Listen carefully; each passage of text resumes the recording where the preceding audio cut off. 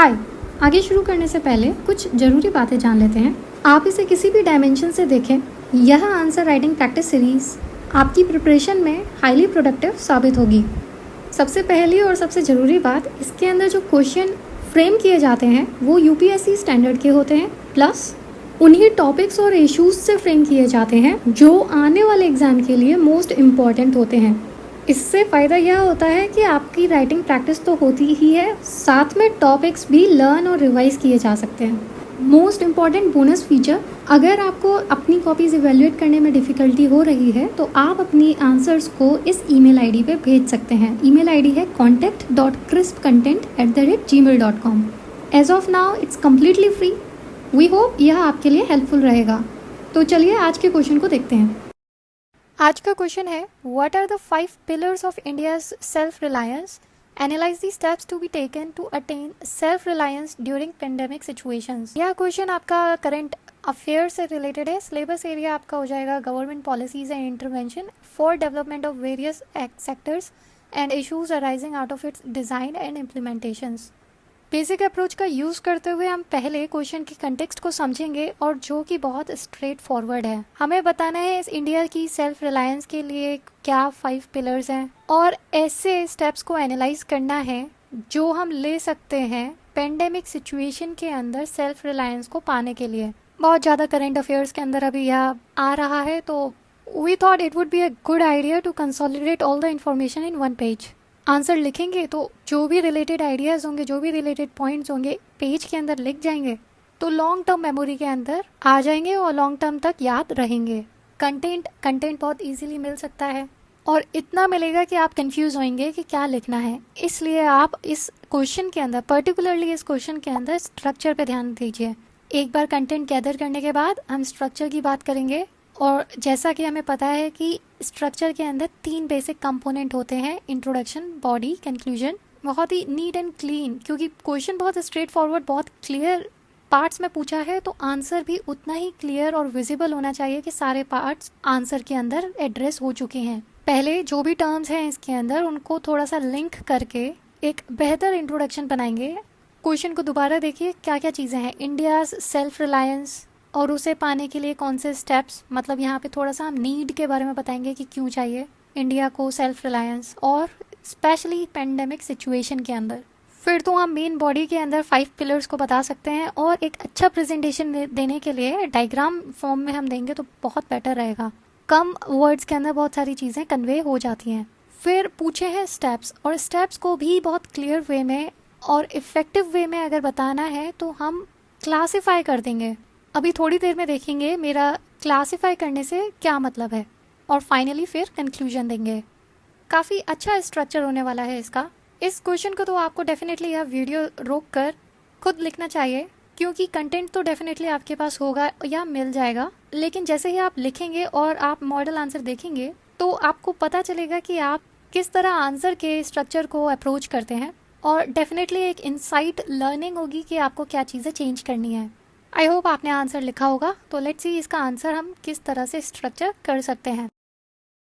सबसे पहले इंट्रोडक्शन की शुरुआत करेंगे हम बहुत ही एक्सपेक्टेड टर्म से, आत्मनिर्भर भारत अभियान। क्वेश्चन को पढ़कर ही पता चल रहा था कि वह इस चीज़ के बारे में बात कर रहा है। तो हम लिख सकते हैं कि कोरोना वायरस के आउटब्रेक के कारण हर तरह से दिक्कतें आई हैं, इकोनॉमिक फॉर्म में भी, ह्यूमन लॉस के अंदर भी, और उसी की वजह से 20 लाख करोड़ का ये इकोनॉमिक पैकेज जो कि जीडीपी का 10% है वह बहुत ही ज़रूरी है। फिर हम एक्सप्लेन करेंगे कि यह है क्या। आत्मनिर्भर मतलब सेल्फ डिपेंडेंस एक ऐसा आइडिया है जिससे हम सस्टेनेबल इकोनॉमिक डेवलपमेंट की ओर बढ़ सकते हैं, और जब से हमारा देश आज़ाद हुआ है हमारी सरकार, हमारी गवर्नमेंट, हमारी स्टेट सभी ने इसकी आवश्यकता पे जोर दिया है। फिर हम एक्सप्लेन करेंगे द 5 पिलर्स ऑफ आत्मनिर्भर भारत ये क्या है। सबसे पहले वही economy, second infrastructure, third system, fourth demography और फिफ्थ डिमांड। अब इन्हीं पॉइंट्स को हम स्टेप्स बना के कि ये स्टेप्स हम ले सकते हैं, इन्हीं को ही हम क्लासिफिकेशन में डालकर एक्सप्लेन कर सकते हैं कि हमें इन स्टेप्स की ज़रूरत है अपने इंडिया को सेल्फ रिलायंट बनाने के लिए, स्पेशली इन पेंडेमिक सिचुएशंस। बात करेंगे सबसे पहले इकोनॉमी की। ऐसे स्टेप्स लेने हैं जिसकी वजह से फाइनेंशियल सिस्टम स्ट्रॉन्ग बने और लोगों के हाथ में कैश पहुंचे, जो कि अभी इकोनॉमिक पैकेज की वजह से पॉसिबल हो सकता है। सेकेंड, इंफ्रास्ट्रक्चर में ऐसा इंफ्रास्ट्रक्चर जहाँ पे हर कोई को मोबिलिटी मिल सके और जहाँ पे फ्राइट का भी ट्रांसपोर्ट हो सके, मतलब गुड्स या सामान का ट्रांसपोर्ट हो सके, और ऐसी बेसिक फैसिलिटीज़ जैसे कि पावर, वाटर, इंडस्ट्रीज़, इन पर भी ध्यान दिया जा सके। थर्ड पिलर की बात करेंगे सिस्टम की। इंडिया के अंदर टॉप टेक्नोलॉजी आए जिससे कि हमारी एफिशिएंसी भी बहुत ज़्यादा हो। अब बहुत सिंपल एग्जांपल है, अगर पुराने कंप्यूटर्स हम लेंगे तो उनकी एफिशिएंसी उतना नहीं है ना, वो आउटपुट उतना नहीं देख पाएंगे। जितनी एडवांस अगर टेक्नोलॉजी होती है उतनी प्रोडक्टिविटी भी ज़्यादा होती है। सिंपल और क्लियर लॉज को बनाया जाए और आर्टिफिशियल इंटेलिजेंस, बायोटेक्नोलॉजी, बायोफ्यूल जैसी जो चीज़ें हैं इनको प्रमोट किया जाए और नेशनली इम्पॉर्टेंट माना जाए, उनके लिए एक नेशनल मिशन बनाया जाए जिससे कि उन सब चीज़ों का प्रमोशन हो सके। फिर फोर्थ पिलर में हम बात करेंगे डेमोग्राफी की।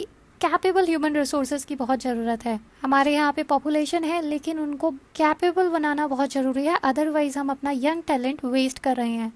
स्किल डेवलपमेंट देकर या फिर एमएसएमई को एनकरेज करेंगे तो इस डेमोग्राफिक डिविडेंड का बहुत ज़्यादा हम फ़ायदा उठा सकते हैं। फिर लास्टली हम बात करेंगे डिमांड के बारे में। हमें अपनी ही डिमांड और सप्लाई का फुल यूटिलाइजेशन करना है। एग्रीकल्चर जैसे इम्पोर्टेंट सेक्टर के अंदर, सप्लाई चेन के अंदर रिफॉर्म्स लाने की बहुत ज़रूरत है। और जो लोग लोकल प्रोडक्ट्स यूज़ नहीं करते हैं, लोकल ब्रांड्स यूज़ नहीं करते हैं, उन्हें एनकरेज करने की बहुत ज़रूरत है, क्योंकि हमारी खुद की इकोनॉमी इतनी वाइब्रेंट है कि अगर इस तरह के मेजर्स लिए तो हम रिसेशन जैसे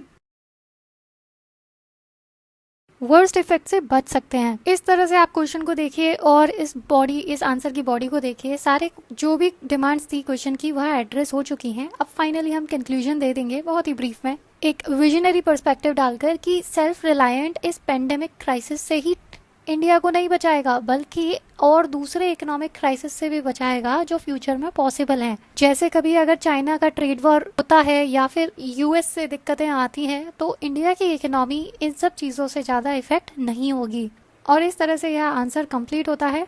आप सभी के सजेशन के अकॉर्डिंग और हमारे सिचुएशन के अकॉर्डिंग एक चेंज को इंट्रोड्यूस किया है। वह यह है कि आपको अभी नेक्स्ट डे किस क्वेश्चन पे हमारा डिस्कशन होने वाला है उसके बारे में हम अभी बता देंगे, और इस तरह से आप डिस्कशन से पहले क्वेश्चन को अटेम्प्ट कर सकते हैं। लेट्स सी यह आपके लिए हेल्पफुल है या नहीं। तो जो क्वेश्चन हम 21 मई 2020 को डिस्कस होने वाला है वह है जीएस पेपर 3 से disaster and disaster management. Current affair based है और आपको यह अटेम्प्ट करना चाहिए। Question is what are the lessons that India can learn to counter कोविड-19 outbreak from response of east Asian nations affected by SARS earlier examine. मतलब ऐसे कौन कौन से लेसन हैं जो इंडिया दूसरे ईस्ट एशियन नेशन से जिन्होंने पहले ही सार्स जैसी बीमारी से टैकल किया है उनसे क्या सीख सकता है जिससे कि वह अपने यहाँ पे कोविड-19 के आउटब्रेक को टैकल कर सके। क्वेश्चन काफ़ी सिंपल है, वो बस हिंदी में बोलने में ज़्यादा ही लंबा लग रहा है।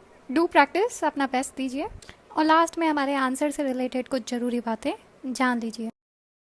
फाइनली बात करते हैं कि ऐसा कौन सा एक्स फैक्टर होता है ऐसे कैंडिडेट के बीच जिसकी नॉलेज टॉपर की नॉलेज के इक्वली होती है पर फिर भी उसे टॉपर से कम मार्क्स मिलते हैं। ऑलमोस्ट किसी भी टॉपर की कॉपी अगर आप उठाएंगे तो उसके अंदर कुछ चीज़ें कॉमन दिखाई पड़ेंगी।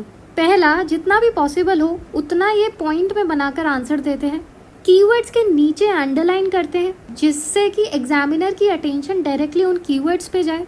तीसरा, आंसर के अंदर विजिबिलिटी बनी रहे उसके लिए शॉर्ट पैराग्राफ्स बनाते हैं 5 to 6 लाइंस के।